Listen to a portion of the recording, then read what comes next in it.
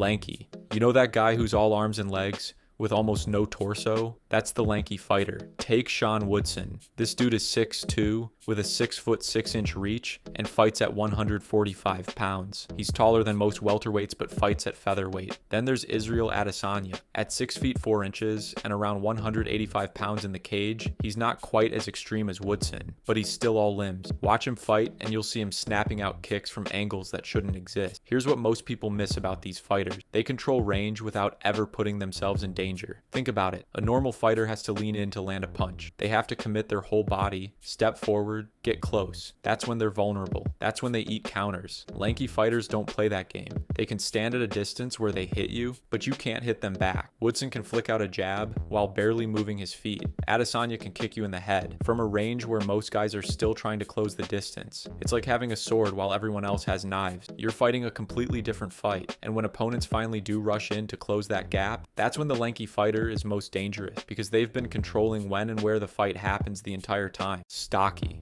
Now flip the script. Forget the long-range chess match. We're talking about fighters built like fire hydrants who hit like trucks. Merab Dvalishvili is 5'6" at bantamweight. Alexander Volkanovski was 5'6" fighting at featherweight. These guys aren't towering over anyone, but watch them fight and you'll notice something. They're everywhere, all the time, and they never stop coming. Here's the secret nobody talks about. Stocky fighters generate real power in spaces where other fighters can't even throw a punch. Daniel Cormier could knock you out from 6 inches away. No wind-up, no big looping shot, just a short hook in the pocket and you're done. That compact frame means every muscle fires together instantly. There's no wasted motion, no long levers that need to build momentum, and the takedowns, forget about it. Merab drops his level and he's already under your hips before you can react. Shorter distance to travel means faster shots. Then there's the stuff you don't see until you're in there with them. Try to push a stocky fighter off balance. Good luck. That low center of gravity makes them immovable. They're harder to trip, harder to sweep, impossible to bully around. In the clinch, those short arms become a nightmare. There's no space to escape. Everything is tight, crushing, suffocating, and on the ground, it's like getting smothered by a boulder. The hidden advantage is simple. Stocky fighters create explosive power in tight spaces where everyone else's offense just dies. Fat.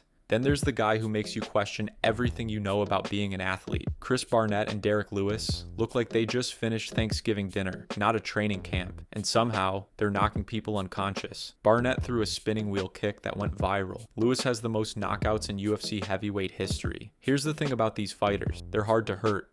All that extra padding, it absorbs damage. Punches that would drop other fighters just sort of sink in. Body shots that would crumple a lean fighter barely register. It's like trying to knock out a couch. Lewis has been in wars where he takes massive shots and just keeps walking forward. That durability gives them something priceless. Time to land that one big shot that ends everything. Because make no mistake, these guys hit like sledgehammers. Lewis can be losing every second of a fight and then it's over. One punch. That's all it takes. The hidden advantage isn't fancy. It's just toughness. Raw, simple durability that lets them survive until they can land the shot that matters. In a sport where one punch changes everything, being hard to finish is worth its weight in gold. Bulky. Now we're talking about guys who look like they were built in a lab. Alistair Overeem in his prime was 6'4", 265 pounds. Brock Lesnar came straight from WWE at 6'3" and 265 pounds of pure muscle. When Overeem threw a punch, people went to sleep. When Lesnar shot a takedown, it looked like a car crash. There was nothing technical about it, just raw, terrifying power. Here's what makes bulky fighters different. Pure strength advantage. Watch Lesnar pick up guys and throw them across the cage like they weigh nothing. See Overeem strike that folds fighters in half. That's having more horsepower than everyone else. In the grappling,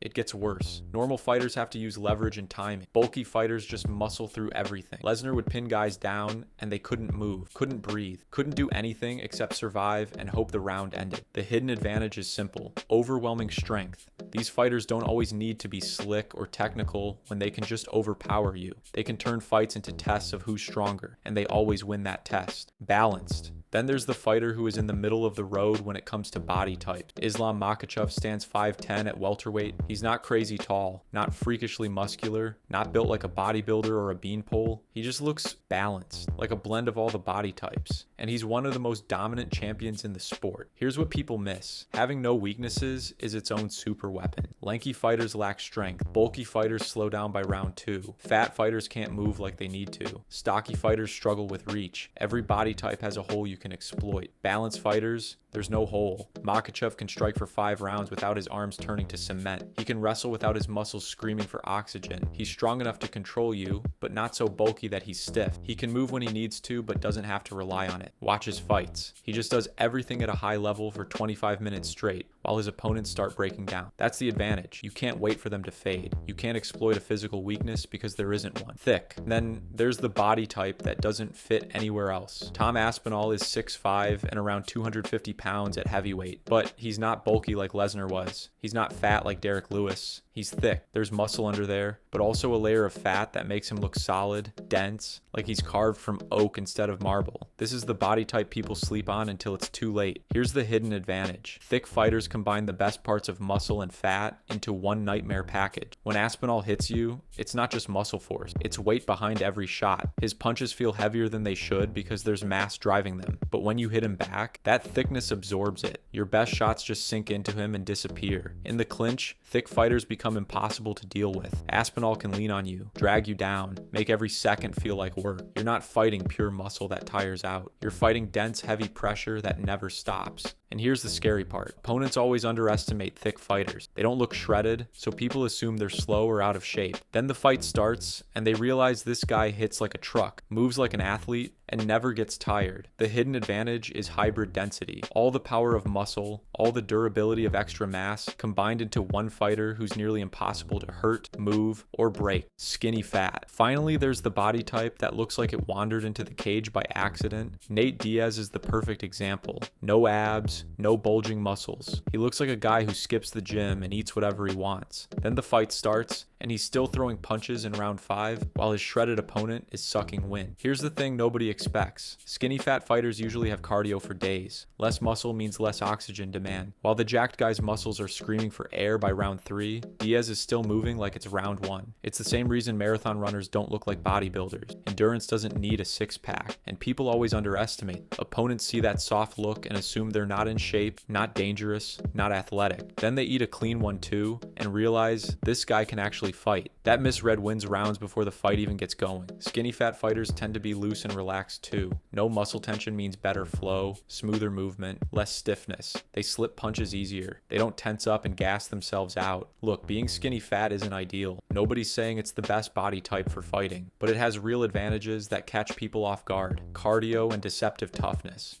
If you guys liked the video, make sure to leave a like, comment, and subscribe. I'll see you in the next one.